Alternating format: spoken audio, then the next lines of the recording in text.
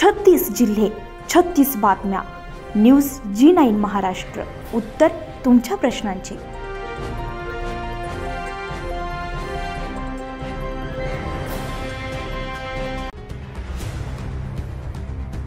दिवसेंदिवस जमिनीचे होणारे विभाजन, वाढती तुकडेकरी, यातून शेतकऱ्यांचा निर्माण होत चाललेला गंभीर प्रश्न या संदर्भात रावेर तालुक्यात गेल्या अनेक वर्षांपासून शेतकरी रहिवासी असून तहसील कार्यालयावर नेहमी हेलपाट्या मारत असत. संबंधित क्षेत्रस्थ पीडित शेतकऱ्यांनी राज्यामध्ये सुरू झालेल्या शिवपाणंद शेतरस्ता चळवळीच्या वतीनं तालुक्यांमध्ये शिवपाणंद शेतरस्ते खुले करण्यासाठी शेतकऱ्यांसह नागरिकांनी पुढाकार घेत शेतरस्त्याच्या शेवटच्या व्यक्तीला मोठा संघर्ष करावा लागत असे. त्याचा गांभीर्याने विचार करत शेवटच्या शेतकऱ्यांना दर्जेदार शेतरस्ता मिळवून देण्यासाठी शेतरस्त्यांचा संघर्ष संपवण्याचा एकजुटीने निर्णय तहसील कार्यालयावर मोर्चा काढत घोषणाबाजी करून आंदोलन केले. रावेर येथील तहसीलदारांनी विषयाला गांभीर्याने घेत शेतकऱ्यांशी संवाद साधला.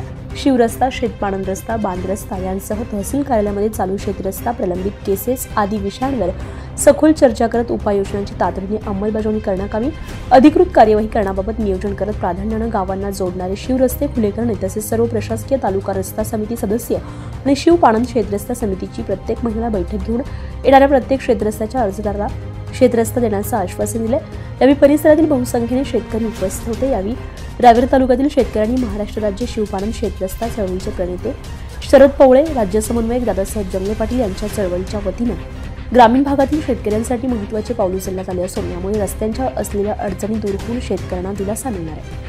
आज महाराष्ट्र राज्य शिवपाणंद शेतरस्ता चळवळीच्या वतीने राज्याचे समन्वयक दादासाहेब जंगले पाटील या चळवळीचे प्रणेते आदरणीय शरदराव पवळे साहेब यांच्या मार्गदर्शनाखाली अख्ख्या महाराष्ट्र राज्यामध्ये शेतकऱ्यांचा जो हक्काचा आणि जिव्हाळ्याचा प्रश्न आहे शिवपाणंद शेतरस्त्याचा, या संदर्भात आम्ही तहसीलदार असेल किंवा विभागीय जेवढे संबंधित अधिकारी आहेत त्यांच्याकडे आम्ही सातत्यानं आमच्या ज्या मागण्या आहेत त्यांच्यासाठी आम्ही पाठपुरावा करत आहोत. आमच्या मागण्या आहेत की आमचे शेतरस्ते तातडीने खुले करून मिळावे आणि आमची शेतकऱ्यांची होणारी हेळसाळ थांबावी, यासाठी आम्ही आज रावेर तहसीलदार येथे आदरणीय तहसीलदार साहेब श्री बंडू कापसे साहेब यांना आम्ही आज निवेदन देण्यासाठी आलेलो आहोत की लवकरच शेतकऱ्यांसमवेत समस्त विभागातील सर्व अधिकाऱ्यांसमोर तुम्ही एक मीटिंग घ्यावी आणि आमच्या शेतकऱ्यांच्या समस्या समजून घ्याव्यात आणि लवकरच आमच्या अर्जांचा विचार करून आमच्या शेतरस्त्या समस्या सोडवण्यासाठी तुम्ही पुढाकार घ्यावा आणि शेतकऱ्यांना त्याचा हक्काचा रस्ता मोकळा करून द्यावा.